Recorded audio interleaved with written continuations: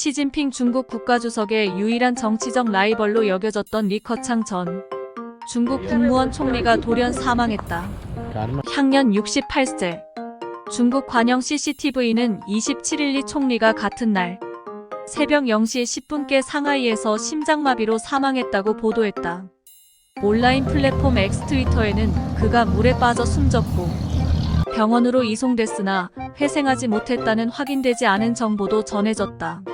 리커창은 시진핑 중국 국가주석의 집권 2기 총리를 지내며 중국 경제를 이끈 명실상부한 2인자였다. 지난 3월 퇴임 당시엔 800여 명의 국무원 직원들이 운집해 그를 환송했다.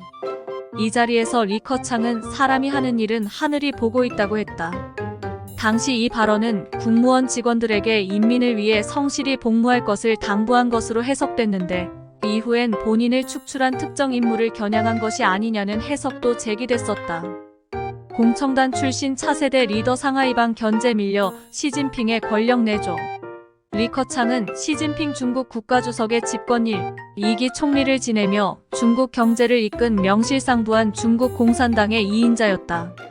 후진타오 전 국가주석을 배출하며 한때 중국 최대 정치적 파벌이었던 공청당 공산주의 청년단의 리더였지만 시진핑이 집권 후 공청당까지 사실상 장악하면서 정치적으로 힘을 받지는 못했다. 리커창은 안후이성에서 태어났지만 부친을 따라 허베이성에서 자랐다. 1974년 문화대혁명 기간 고교를 졸업하고 지식인 계층 관행대로 농촌에서 복무하다가 혁명이 종료된 후 북경대 베이징대 법학과에 입학했다. 문화대혁명으로 입시가 중단됐다가 재개된 1977년 바늘구멍 같은 시험을 뚫고 북경대에 입학한 거다. 리커창을 비롯한 77학번 세대가 중국을 이끌어갈 차세대 리더로 주목받은 배경이다. 리커창은 알려진 대로 공청단 파벌의 선두주자다. 대학 재학 시절 총학생회장을 했고 1982년엔 학생 신분으로 공청단 서기를 지낸다. 이때 이미 당 고위 간부들이 참여하는 행사를 주관하는 등 두각을 나타내며 공청단의 미래로 자리 잡았다. 공청단 대선배인 후진타오가 리커창을 남달리 주목하기 시작한 것도 이 시절이다. 후진타오는 이후 리커창의 가장 큰 정치적 후원자가 된다.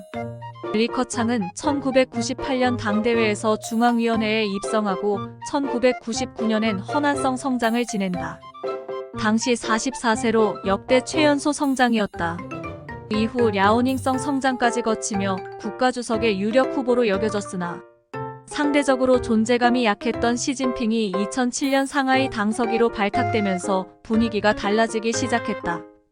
장점인 전 중국 국가주석이 이끌던 정치 파벌인 상하이방은 당시 공청단의 권력 독점을 극도로 견제했다. 그래서 상하이방이 상대적으로 중립적 색깔을 띠었던 태자당의 시진핑을 밀며 모든 수단을 동원해 리커창을 막아섰다는 해석도 있다. 배경이 어찌됐든 시진핑이 2010년 중앙군사위 부주석으로 지명되면서 리커창과 시진핑의 권력 다툼은 종결됐다. 시진핑 우위의 서열이 계속해서 이어지다가 시진핑이 국가주석이 됐고 리커창은 2013년 공산당 서열 2위 국무원 총리에 오르며 대한 세력에 만족해야 했다. 리커창은 시진핑 치세하에서 여러 차례 쓴소리를 하며 존재감을 내비쳤으나 실질적으로 국가주석을 견제했던 이전 총리들에 비하면 영향력은 크지 않았다. 관료 스타일의 리커창이 시진핑의 카리스마에 눌려 자신의 색을 보여주지 못했다는 해석과 함께 공청단 파벌의 세가 약해지면서 리커창의 정책에 힘을 실어주지 못했다는 분석도 나온다. 리커창은 작년 신년 연설에서 본인의 임기가 올해 끝난다고 직접 밝혔고 당대회에서 중앙위원 명단에 포함되지 않으면서 하야를 공식화했다. 그럼에도 당내 서열 2위로 비중 있는 다른 자리를 맡을 수 있다는 해석이 지속적으로 제기됐지만 돌연 사망하며 정치사를 마감했다. 2인자였지만 리커창에 대한 중국 인민과 공산당의 신임은 두터웠다. 시진핑 치세 경제 영역에서 실망스러운 결과가 나올 때마다 리커창이 재조명됐다. 축출 직전인 지난 3월 양회전국인민대표대회 및 중국인민정치협상회의에서 진행한 그의 마지막 업무보고에는 무려 37초간 박수가 이어졌는데 리커창에 대한 높은 당내 평판과 두터운 신임을 확인할 수 있는 대목이었다. 실제로 리커창은 재임 기간 쓴소리를 마다하지 않았다. 일생 진실 추구를 정치 신념으로 삼았다. 정책을 감추면 감출수록 인민에게 손해라는 게 생전 그의 철학이었다. 시진핑 1인 집권으로 죽의 장막이 다시 강화되는 데에 따른 폐해를 극도로 경계했던 것으로 보인다. 2020년 후베이성 우한에서 코로나19 COVID-19가 퍼지자 감염병 권위자 중난산이 TV에서 사람에서 사람으로 감염된다는 게 증명됐다고 말했다. 코로나 전염 유형은 지금은 상식이지만 감염병 초기 관련 보도가 완전히 통제됐던 중국에선 기밀이었다. 이후 아사히 신문 보도에 따르면 사실상 팬데믹의 시작을 알린 이 발표는 리커창의 의지로 관철됐다. 같은 해 시진핑이 탈빈곤 사회를 이룩하겠다고 말하자 리커창은 아직도 중국에서는 6억 명이 월 수입 1,000위안 약 18만 원으로 생계를 꾸리고 있다고 뼈를 때리기도 했다. 그러면서 절대빈곤 해결을 위해 노점상 활성화가 필요하다고 주장했지만 중국 정부는 받아들이지 않았다. 아사히는 이와 관련해 리커창은 시진핑 일강 체제가 빠지기 쉬운 정책, 과신의 함정에 제동을 걸기 위해 노력했다고 보도했다.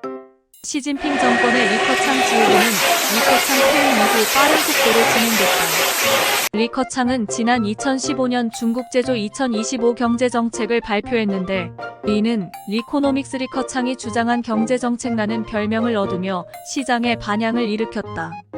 그러나 시진핑은 3기 집권 이후 품질 강국 건설 요강이라는 새로운 경제정책을 발표, 리커창의 경제정책을 폐기했다. 리커창이 마지막으로 대중의 모습을 보인 건 지난 8월 말 간수성 둔왕 모가오 맞고 석굴에서였다. 리커창이 모습을 드러내자 관광객들은 환호했다. 관광객들에게 반갑게 손을 흔드는 리커창을 본 중국 인민들이 안녕하세요 총리님을 외치며 인사를 건네는 영상은 중국 각종 온라인 커뮤니티에서 크게 화제가 됐다. 그러나 이 소식을 전한 중국 매체는 없었다. 리커창이 돌연 사망하면서 이제 중국 정계의 2인자는 사라지게 됐다. 공산당 권력서열상으로는 리창현 총리와 자오러지 전인대 상무위원장이 23순위를 채우게 됐지만 시진핑을 견제할 수 있는 힘도 의지도 없다. 오로지 충성 경쟁이다. 또 다른 후계자로 손꼽히는 차이치 정치국 상무위원도 충성 경쟁의 핵이다. 중국 정치 최대 리스크로 손꼽히는 견제 세력 부재 문제가 더 심화할 전망이다. 이전까지 23인자 자리의 역사는 잔혹사다. 리커창이 총리로 건재했던 시점 권력서열 3위는 이잔수 전 전국인민대표회의 상무위원장이었는데 2022년 돌연 사라졌다. 별다른 설명 없이 연초 신년다 과회에 불참하면서 사실상 낙마한 것으로 알려졌다. 당시 중국 현지 언론 홍콩명보는 리잔수가 시 주석의 측근이 된 것은 삼촌 리장장 덕분인데 리장장이 최근 어떤 사고로 조사를 받고 있다고 보도하기도 했다. 리커창까지 사망하면서 새로운 권력 서열은 시진핑에 대한 충성 경쟁으로 그대로 치환된다. 공식적으로 2인자가 된 리창은 이전 총리들이 관행처럼 이용했던 전용기를 타지 않고 전세기를 이용하는 걸로 유명하다.